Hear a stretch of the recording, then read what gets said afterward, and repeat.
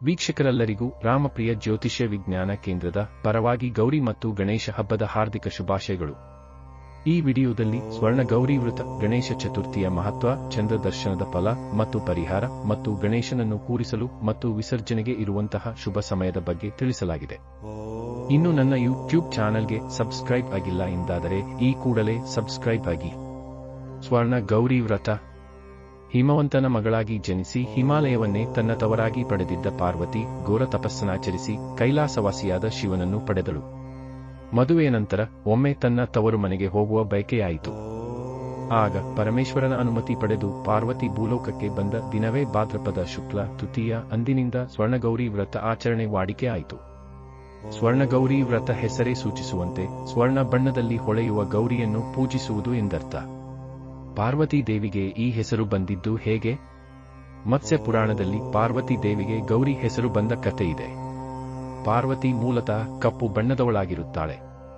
ಒಮ್ಮೆ ಶಿವನು ಪಾರ್ವತಿಯನ್ನು ಕಾಳಿ ಎಂದು ಸಂಬೋಧಿಸುತ್ತಾರೆ. ಕಾಳಿ ಎಂಬ ಪದ ಕತ್ತಲು ಮತ್ತು ಕಪ್ಪು ಬಣ್ಣವನ್ನು ಹೇಳುತ್ತದೆ. ಪಾರ್ವತಿಯು ಕಾಳಿ ಎಂದು ಕರೆಯಲ್ಪಟ್ಟದ್ದನ್ನು ಅವಹೇಳನ ಎಂದು ಭಾವಿಸಿ ಪಾರ್ವತಿ ದೇವಿಯು ಬ್ರಹ್ಮನನ್ನು ಕುರಿತು ತಪಸ್ಸು ಮಾಡಿ ತನ್ನ ಬಣ್ಣವನ್ನು ಬದಲಿಸುವಂತೆ ಕೋರಿದಳು. ಅವಳ ತಪಸ್ಸಿಗೆ ಮೆಚ್ಚಿದ ಚತುರ್ಮುಖನು ಹಾಗೆಯೇ ಅವಳ ವರ್ಣವನ್ನು ಬದಲಿಸಿದನು. ಹೀಗೆ ಬದಲಾದ ಬಣ್ಣದಿಂದ ಬಂದ ಹೆಸರು ಗೌರಿ, ಅರ್ಥಾತ್ ಬಿಳಿ ಬಣ್ಣ ಅಥವಾ ಸುಂದರ. ಗೌರಿ ಪೂಜೆಗೆ ಕೇವಲ ಗೌರಿಯ ಮುಖವನ್ನೇ ಏಕೆ ರಚಿಸಿರುತ್ತಾರೆ? ಶಿವನಿಗೆ ಲಿಂಗದಲ್ಲಿ ಮಾತ್ರ ಪೂಜಿಸುವಂತೆ ಗೌರಿಯನ್ನು ಮುಖದಲ್ಲಿ ಮಾತ್ರ ಪೂಜಿಸುವ ಸಂಪ್ರದಾಯವಿದೆ. ಈ ದಿನ ಮರದ ಬಾಗಿನ ಕೊಡುವ ಕಾರಣವೇನು? ಗೌರಿ ಪಾರ್ವತಿ ಕೈಲಾಸವಾಸಿ. ಈ ದಿನ ಕೈಲಾಸದಿಂದ ತನ್ನ ತವರಾದ ಹಿಮಾಲಯಕ್ಕೆ ಬರುತ್ತಾಳೆ. ತನ್ನ ತವರಿಗೆ ಬಂದ ಗೌರಿ ಮುತ್ತೈದೆಯರ ರೂಪದಲ್ಲಿ ನಮ್ಮ ಮನೆಗೆ ಬಂದಿರುವಳು ಎಂದು ಭಾವಿಸಿ ಮರದ ಬಾಗಿನ ಕೊಡುವ ಸಂಪ್ರದಾಯವಿದೆ. ಸ್ವರ್ಣ ಗೌರಿ ವ್ರತಕ್ಕೆ ಮರದ ಬಾಗಿನದಲ್ಲಿ ಹಾಕಬೇಕಾದ ಪದಾರ್ಥಗಳು: ಜೊತೆ ಮೋರಕ್ಕೆ ಅರಿಶಿನ ಕುಂಕುಮ ಹಚ್ಚಬೇಕು. ಧಾನ್ಯಗಳು: ಅಕ್ಕಿ, ಕಡಲೆಬೇಳೆ, ತೊಗರಿಬೇಳೆ, ಹೆಸರುಬೇಳೆ, ಉದ್ದಿನಬೇಳೆ, ರವೆ, ಬೆಲ್ಲದ ಅಚ್ಚು, ಉಪ್ಪು, ತೆಂಗಿನಕಾಯಿ, ಹಣ್ಣು, ಬಳೆ, ಬಿಚ್ಚೋಲೆ, ಕನ್ನಡಿ, ಕಪ್ಪು, ಬಾಚಣಿಗೆ, ವೀಳ್ಯದ ಎಲೆ, ಅಡಿಕೆ, ದಕ್ಷಿಣೆ, ಅರಿಶಿನ, ಕುಂಕುಮ ಹಾಗೂ ರವಿಕೆ ಬಟ್ಟೆ.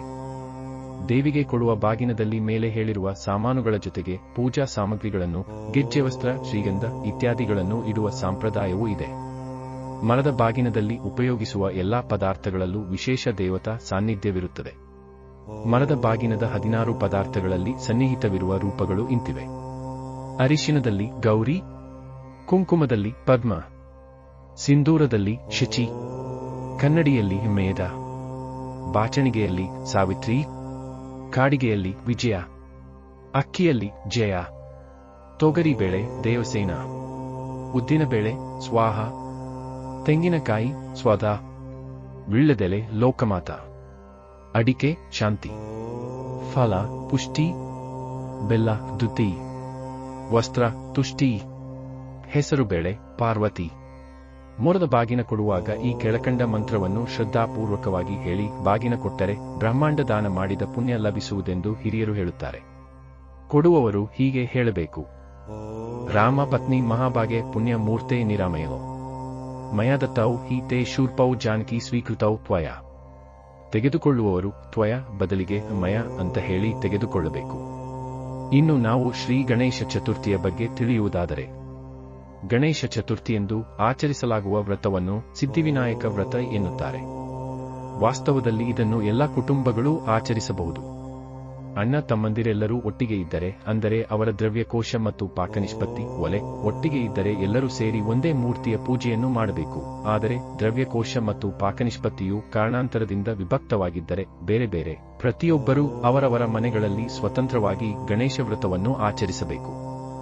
ಮನೆಯಲ್ಲಿ ಪೂಜೆಗಾಗಿ ಗಣಪತಿಯನ್ನು ಇಟ್ಟಿರುವಾಗಲೂ ನೂತನ ಮೂರ್ತಿಯನ್ನು ತರುವ ಉದ್ದೇಶ. ಏಕೆಂದರೆ ಗಣೇಶ ಚತುರ್ಥಿಯ ಸಮಯದಲ್ಲಿ ಗಣೇಶ ಲಹರಿಗಳು ಅತಿ ಹೆಚ್ಚಿನ ಪ್ರಮಾಣದಲ್ಲಿ ಪೃಥ್ವಿಯ ಮೇಲೆ ಬರುತ್ತವೆ.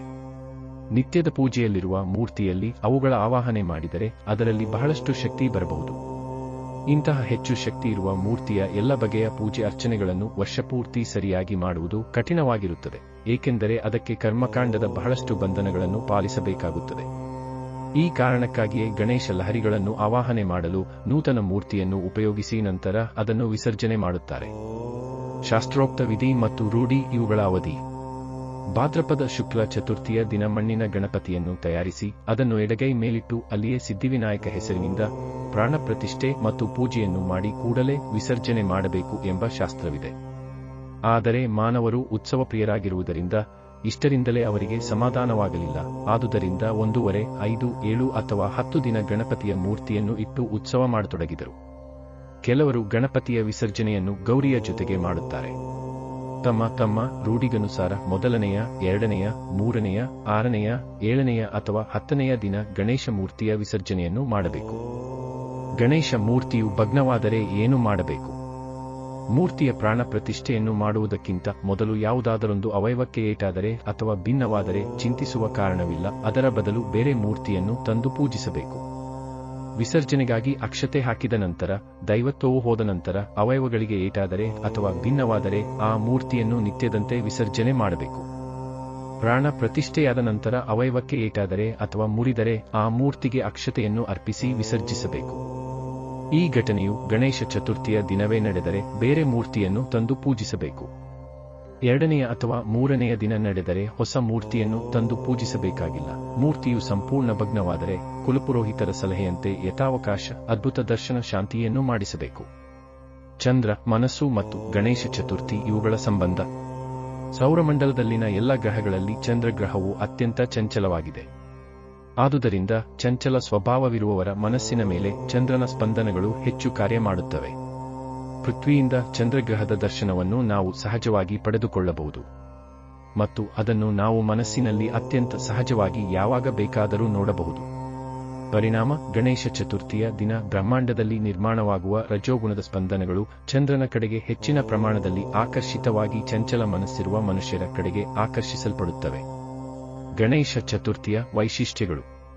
ಈ ದಿನ ರಜೋಗುಣದಿಂದಾಗಿ ಚಂದ್ರನ ಸುತ್ತಲಿರುವ ಪ್ರಭಾವಲಯವು ಬಹಳ ತೇಜಸ್ವಿಯಾಗಿ ಕಾಣಿಸುತ್ತದೆ ಮತ್ತು ಅದು ಚಂಚಲ ಮನಸ್ಸನ್ನು ಸಹಜವಾಗಿ ಆಕರ್ಷಿಸಿಕೊಳ್ಳುತ್ತದೆ.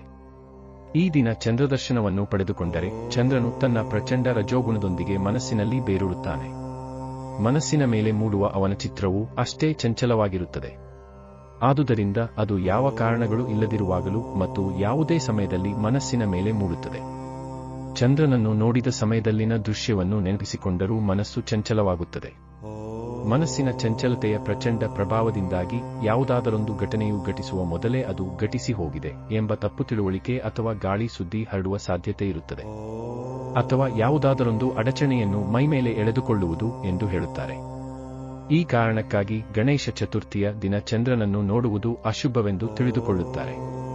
ಜ್ಯೋತಿಷ್ಯ ಮತ್ತು ಚಂದ್ರದರ್ಶನ. ಗಣೇಶ ಚತುರ್ಥಿಯ ದಿನದಂದು ಯಾವ ವ್ಯಕ್ತಿಯ ರಾಶಿಯಲ್ಲಿ ಯಾವುದೇ ಸ್ಥಾನದಲ್ಲಿ ಚಂದ್ರನಿದ್ದರೆ ಅವನು ಚಂದ್ರದರ್ಶನವನ್ನು ಮಾಡಲೇಬಾರದು. ಇಂತಹ ವ್ಯಕ್ತಿಯು ನೀರಿನಲ್ಲಿ ಕಾಣಿಸುವ ಚಂದ್ರನ ಪ್ರತಿಬಿಂಬವನ್ನು ಸಹ ನೋಡಬಾರದು. ಏಕೆಂದರೆ ನೀರಿನಿಂದ ನೆನೆದಿರುವ ಮಣ್ಣಿನಲ್ಲಿಯೂ ಪ್ರಜನನ ಶಕ್ತಿಯು ಹೆಚ್ಚಾಗಿರುವುದರಿಂದ ಅಲ್ಲಿಯೂ ಪ್ರಚಂಡ ಪ್ರಮಾಣದಲ್ಲಿ ರಜೋಗುಣವು ನಿರ್ಮಾಣವಾಗಿರುತ್ತದೆ. ಗಣೇಶ ಚತುರ್ಥಿಯಂದು ಚಂದ್ರರ ದರ್ಶನವಾದರೆ ಏನು ಮಾಡಬೇಕು? ತಪ್ಪಿ ಏನಾದರೂ ಗಣೇಶ ಚತುರ್ಥಿಯ ಚಂದ್ರನನ್ನು ಕಂಡರೆ ಶ್ರೀಮದ್ಭಾಗವತ 10ನೇ ಸ್ಕಂದದ 56-57ನೇ ಅಧ್ಯಾಯದಲ್ಲಿ ಬರುವ ಸೆಮಂತಕ ಮಣಿಯ ಕಥೆಯನ್ನು ಶ್ರದ್ಧೆಯಿಂದ ಓದಬೇಕು ಅಥವಾ ಕೇಳಬೇಕು. ಭಾದ್ರಪದ ಶುಕ್ಲ ಪಂಚಮಿಯಂದು ಚಂದ್ರದರ್ಶನ ಮಾಡಬೇಕು. ಇದರಿಂದ ಚತುರ್ಥಿಯ ಚಂದ್ರದರ್ಶನದಿಂದ ಹೆಚ್ಚಿನ ಸಮಸ್ಯೆ ನಿರ್ಮಾಣವಾಗದು. ಗಣೇಶ ಚತುರ್ಥಿಯಂದು ಚಂದ್ರದರ್ಶನ ಆದರೆ ಕೆಳಗೆ ತಿಳಿಸಿದ ಮಂತ್ರದಿಂದ ಮಂತ್ರಿಸಿದ ನೀರನ್ನು ಸೇವಿಸಿ. ನೀರನ್ನು ಅಭಿಮಂತ್ರಿಸಲು ಈ ಮಂತ್ರವನ್ನು 21 ಅಥವಾ 52 ಅಥವಾ 100 ಬಾರಿ ಜಪಿಸಿ. ಗೌರಿ ಗಣೇಶ ಕೊಡಿಸಲು ಶುಭ ಸಮಯ ಭಾದ್ರಪದ ಶುಕ್ಲ ಪಕ್ಷ ತೃತೀಯ ದಿನಾಂಕ 6-9-2024 ಬೆಳಗ್ಗೆ 9:20 10:20 ಸ್ವರ್ಣಗೌರಿಯ ಆವಾಹನೆಗೆ ಶುಭವಾಗಿದೆ. ವರಸಿದ್ಧಿ ವಿನಾಯಕನ ವೃತಾಚರಣೆಗೆ 7-9-2024 ಶನಿವಾರ ಬೆಳಗ್ಗೆ 8ರಿಂದ 8:30 ಅಥವಾ 10:40 11 ಗಂಟೆಯೊಳಗೆ ಪ್ರತಿಷ್ಠಾಪನೆಗೆ ಶುಭವಾಗಿದೆ. ಗಣೇಶ ವಿಸರ್ಜನೆಗೆ ಪಂಚಮಿಯ 8-9-2024 ಭಾನುವಾರ ಬೆಳಗ್ಗೆ 10ರಿಂದ 11 ಗಂಟೆಯೊಳಗೆ ಸ್ವಾತಿ ನಕ್ಷತ್ರದಲ್ಲಿ ತುಂಬ ಶುಭವಾಗಿದೆ. ಸರ್ವರಿಗೂ ಗೌರಿ ಮತ್ತು ಗಣೇಶ ಸಮಸ್ತ ಆಶಯಗಳನ್ನು ಆಶೀರ್ವದಿಸಿ ಕರುಣಿಸಿ ಕಾಪಾಡಲಿ ಎಂದು ಬಯಸುತ್ತಾ ನನ್ನ ವಿಡಿಯೋವನ್ನು ಮುಗಿಸ್ತಾ ಇದ್ದೇನೆ. ಜೈ ಹಿಂದ್, ಜೈ ಕರ್ನಾಟಕ.